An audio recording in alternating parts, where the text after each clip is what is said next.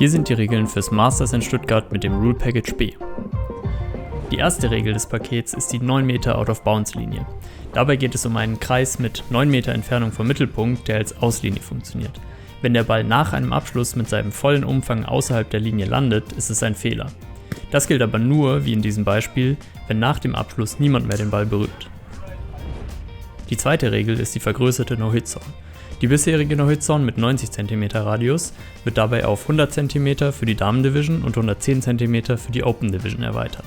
Beim Mixed existieren beide Linien und werden von den jeweiligen Parteien genutzt. Diesen Bereich darf man während dem Abschluss nicht berühren. Eine weitere Regel ist die No-Drop-Zone. Dabei darf der Ball nach dem Abschluss nicht in oder auf der Linie der No-Hit-Zone landen. Das gilt für Angaben wie hier und auch für Abschlüsse.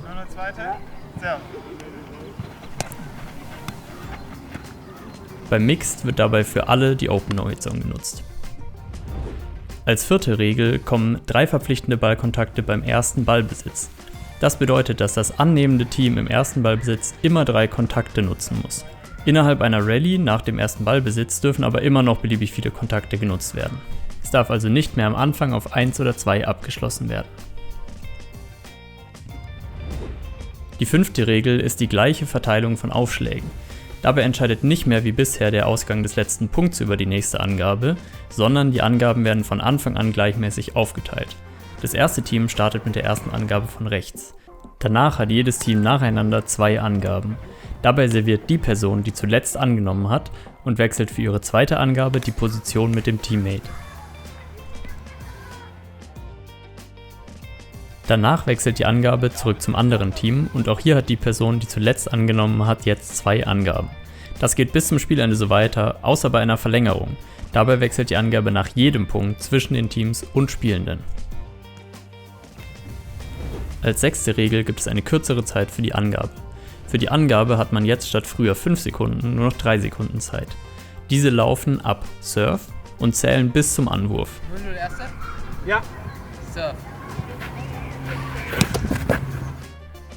Hier nochmal in Slow Motion. Die Zeit startet mit Serve und endet mit dem Anwurf. Die 7. Regel sorgt dafür, dass sich die Teammates schon während der Angabe frei bewegen dürfen. Sobald alle an ihrer Startposition stehen, darf sich der Teammate der angebenden Person frei außerhalb des Kreises bewegen. Die mitspielende Person im annehmenden Team darf sich, nachdem Serve gesagt wurde, auf einer imaginären Linie von ihrer Startposition aus vor und zurück bewegen. Beide dürfen dabei weiterhin erst nach der Angabe in den Kreis. In der 8. Regel geht es um gleichzeitige Kontakte in der Verteidigung. Wenn beide Teammitglieder den Ball beim ersten Ballkontakt nach dem Abschluss gleichzeitig berühren, gilt dies als eine Berührung. Dabei darf der Ball auch mehrere Körperteile nacheinander berühren, vorausgesetzt es handelt sich um eine Bewegung.